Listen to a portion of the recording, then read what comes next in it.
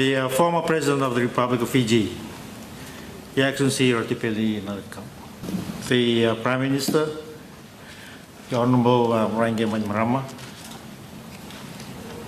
the Speaker of Parliament, the Honourable Dr. Chikulubeni, the United Nations President Coordinator, Ms. Osnat Lubrani, the Minister for Women, Children and Poverty Alleviation, Honourable Jioji Konusi Konrote.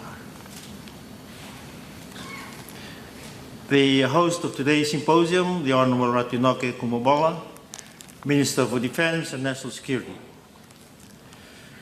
The Commander of the Republic of Fiji Military Forces, Rear Admiral Poto,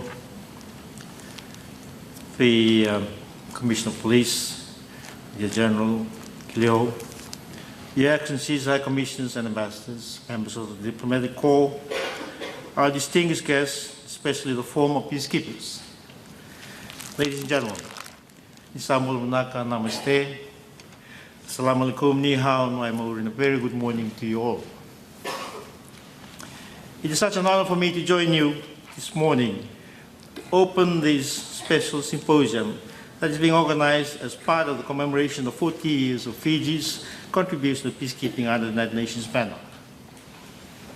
I also appreciate the fact that we will get to hear from a panel of eminent speakers who either have first-hand experience in peacekeeping, in the mechanisms of the United Nations, or as a spouse and a dependent of a peacekeeper. 40 years is a long time for a nation to be committed to the cause of global peace.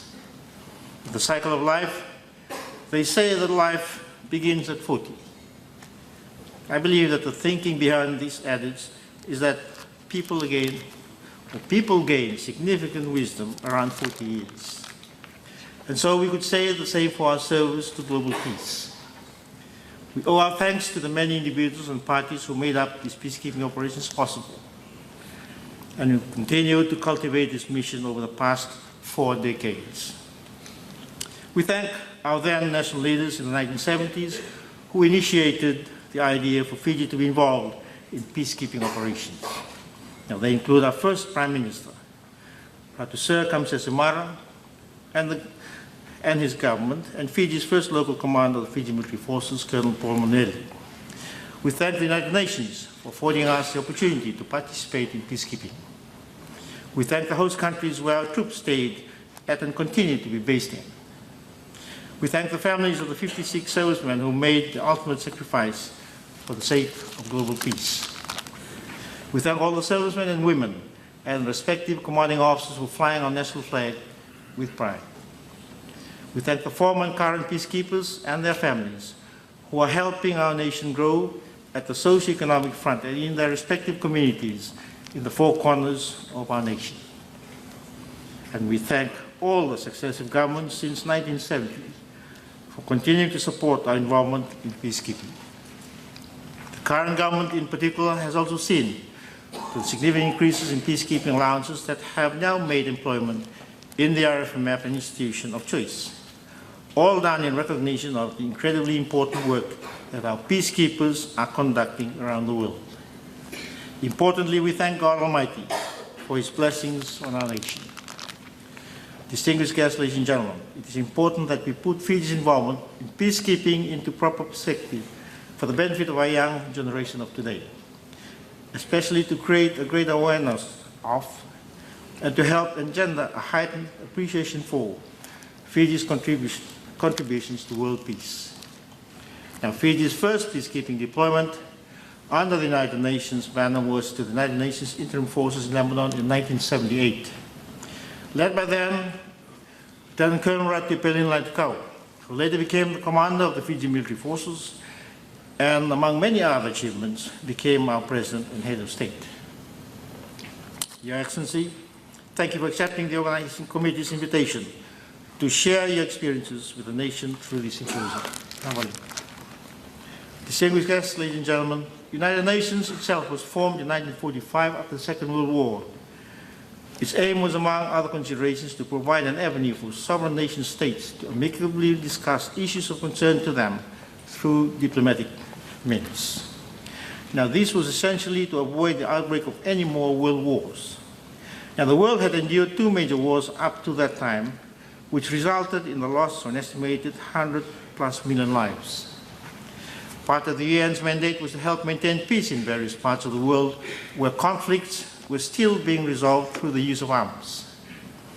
Over the 70 years that the UN has been involved in negotiating peaceful resolutions to conflict, Fiji can stand proud that we have contributed and remain committed to upholding the tenets of diplomacy, stability, security, and impartiality for 40 years. From that first mission in Lebanon, Fiji has deployed soldiers to about 20 other missions around the world up to the present day. In the process of peacekeeping, however, we have lost, sadly, about 56 servicemen, including 7 of our civilians. Now, these are Fiji's sons who have paid the ultimate sacrifice in the name of peace. We salute each one of them and pray that their souls continue to rest in peace. We also pray for their respective next of kin and families. Many more soldiers suffered injury and hardship while deployed in the name of the nation, and we should also remember their service and sacrifice. Theirs is a noble vision, to protect the innocent from violence. They prevent the escalation of violence that destroys families and communities and destabilizes countries.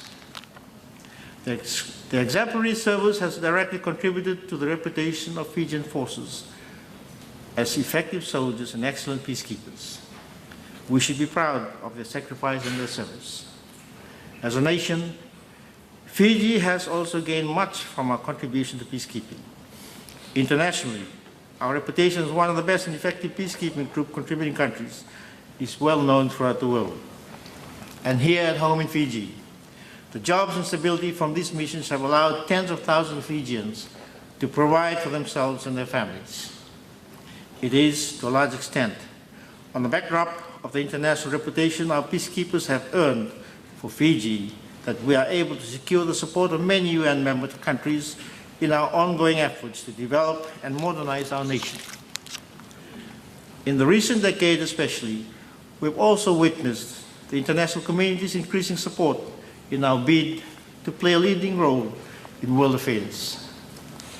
Fiji has chaired the UN's largest voting bloc, the group of 77 plus China, which comprises about 140 countries. We have presided over the UN's 71st session of the General Assembly, the most universally representative body in the world with about 193 member states.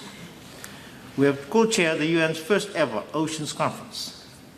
And among other things, we currently preside over the UN's 23rd session of climate change negotiations, or COP23, led by our Honorable Prime Minister.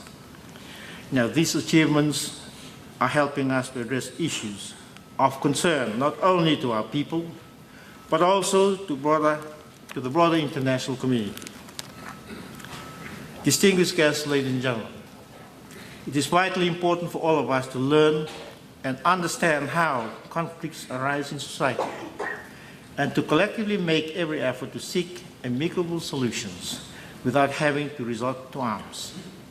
At the same time, as long as there is a need for peacekeeping services around the world, Fiji stands ready to assist wherever possible. Fiji's military personnel must continue to train as professional soldiers to be effective and successful peacekeepers and to maintain an enviable reputation.